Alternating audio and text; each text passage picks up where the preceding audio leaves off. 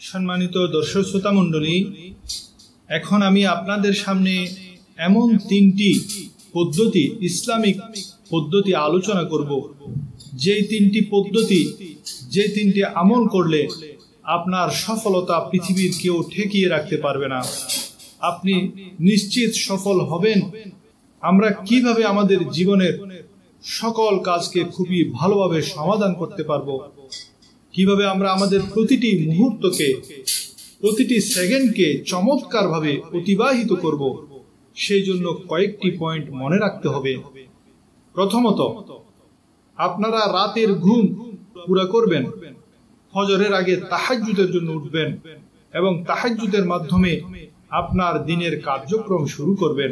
তাহাজ্জুদে আল্লাহ পাকের তরফ থেকে ভরপুর সাহায্য নেমে আসে। হাদিসে পাকে আছে, রাতের শেষ ভাগে একজন ফেরেশতা ঘোষণা করেন, হাল মিন সাইলিন ফাউতিয়ালা, কেহ কি আছো চাওয়ার, তাকে দান করা হবে। কেহ কি আছো গুনাহ মাফ চাওয়ার, তাকে ক্ষমা করে দেওয়া হবে। যখন আল্লাহর তরফ থেকে ঘোষণা করা হচ্ছে, আমাদের উচিত সেই সময়টাতেই আমরা আমাদের অভাব অভিযোগ আল্লাহর কাছে আবেদন নিবেদন করব। সেই সময়টাতে আল্লাহর স্পেশাল রহমত নাজিল হয়। সেই সময়টাকে আমরা আমাদের সবচেয়ে মূল্যবান সময় মনে করতে হবে। সেই সময়টাতে আল্লাহর অনুগ্রহ সমূহ যদি মানুষ খালি চোখে দেখতে পেত, তাহলে পৃথিবীর কেহই তাহাজ্জুদ নামাজ বাদ দিত না। তাই প্রত্যেক বুদ্ধিমান নারী পুরুষের কাজ হবে আজ থেকে প্রতিদিন রাতে তাহাজ্জুদে দাঁড়িয়ে যাওয়া। এরপর ফজরের নামাজ পড়তে হবে। ফজরের পর নিজের প্রয়োজনীয় জিকির আজকার করতে হবে। এরপর সূর্য ওঠার পর ইশরাকের নামাজ পড়ে নিজের অফিস, দোকান, ব্যবসার কাজে বেরিয়ে পড়তে হবে।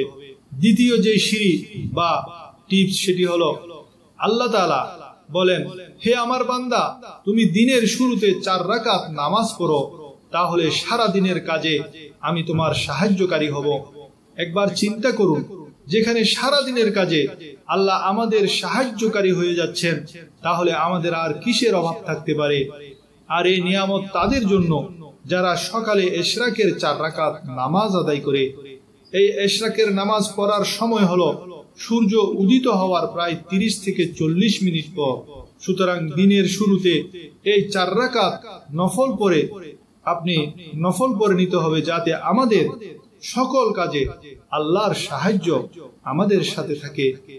বিশেষ করে ঘরে যারা মা বোনেরা আছেন, তারা চিন্তা করেন, আমার ঘরের কাজে আমাকে সাহায্য করার মতো কেউ নেই, আমি একাকী সংসারের সকল কাজ সামলাতে হয়। সেসব মা বোনেরাও সকালে 4 রাকাত ইশরাকের নামাজ পড়ে আল্লাহ তাআলা কাছে সাহায্য চাইলে সেসব মা বোনের ঘরের সকল কাজে আল্লাহ তাআলা সাহায্যকারী হবেন। তাদের কাজে বরকত হবে, কাজে কোনো ধরনের ক্লান্তি লাগবে না।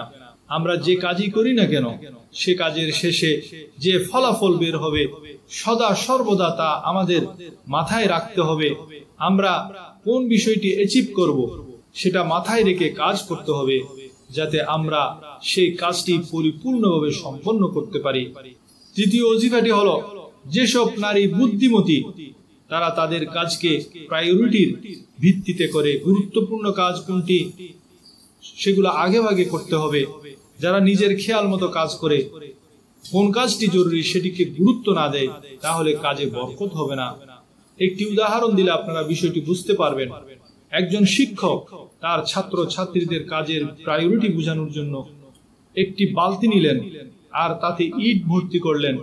তখন তিনি স্টুডেন্টদের প্রশ্ন করলো, তোমরা বলো তো দেখি, এই বালতিতে অন্য কিছু কি রাখা সম্ভব? সকলে জবাব দিল, না, এই বালতি পুরোটাই ইট দ্বারা ভর্তি হয়ে গেছে। এবার শিক্ষক ছোট ছোট কঙ্কর নিয়ে বড় ইটের মাঝে মাঝে ফাঁকে ফাঁকে যা ফাঁকা ছিল তাতে রেখে দিলেন এবং ছাত্রদের বললেন, তোমরা তো বলেছো বালতিতে আর কিছুই নেওয়া যাবে না, অথচ এর মধ্যে আমি অনেকগুলি কঙ্কর রেখে দিলাম। এবার বলো, এখানকার ভিতর আর কিছু কি নেওয়া যাবে? স্টুডেন্টরা জবাব দিল, না, আর মোটেই জায়গা নেই।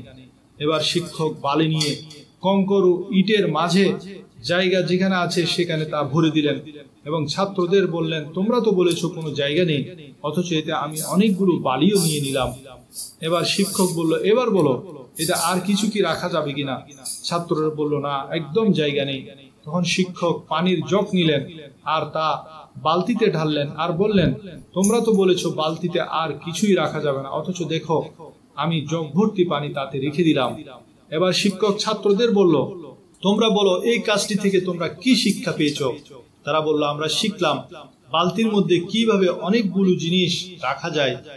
শিক্ষক বললেন, না, আমি তোমাদের এই কাজটি দ্বারা এটাই শিক্ষা দিলাম যে প্রায়োরিটি হলো মূল জিনিস। যদি আমি বালতির মধ্যে সবার আগে পানি নিতাম তাহলে এতে এত কিছু একসাথে আসতো না। আমি প্রায়োরিটির ভিত্তিতে এতে প্রথমে ইট, তারপর কঙ্কর, তারপর বালি, অবশেষে পানি ঢাললাম, ফলে সবকিছু এতে এসে গেল। সুতরাং আমাদের কাজেরও একই অবস্থা।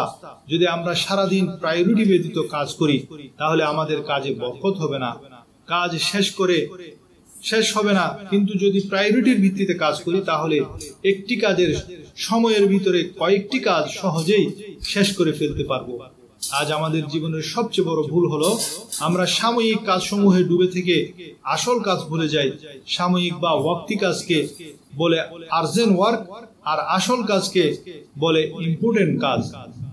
এখন আমরা আর্জেন্ট কাজের কারণে ইম্পর্টেন্ট কাজকে ভুলে যাই। যেমন আমাদের ইম্পর্টেন্ট কাজ হলো বাচ্চাকে স্কুলে নিয়ে যাওয়া। এমন সময় খবর পেলেন মার্কেটে কাপড়ের অফার চলছে, তো আপনি বাচ্চাকে স্কুলে বা মাদ্রাসায় না নিয়ে ইম্পর্টেন্ট কাজ ফেলে বাজারে ছুটে গেলেন অফার থেকে কাপড় কিনতে। মনে রাখবেন, বিশেষ করে নারীদের ইম্পর্টেন্ট কাজ হলো সন্তানকে তরবিয়ত করা, স্বামীকে রাজি করা, নিজের নফসকে তাজকিয়া বা পবিত্র করা, আল্লাহর ইবাদত করা, আখিরাতের জন্য প্রস্তুতি নেওয়া। এই সব হলো ইম্পর্টেন্ট কাজ। অথচ দেখা যায় আমাদের মা বোনেরা আর্জেন্ট কাজের ফাঁদে পড়ে নামাজ পড়ার সময়ও পায় না। মনে রাখবেন, সাকসেসফুল পারসন সে যারা ইম্পর্টেন্ট কাজকে মনে রাখে আর তা ভুলে যায় না।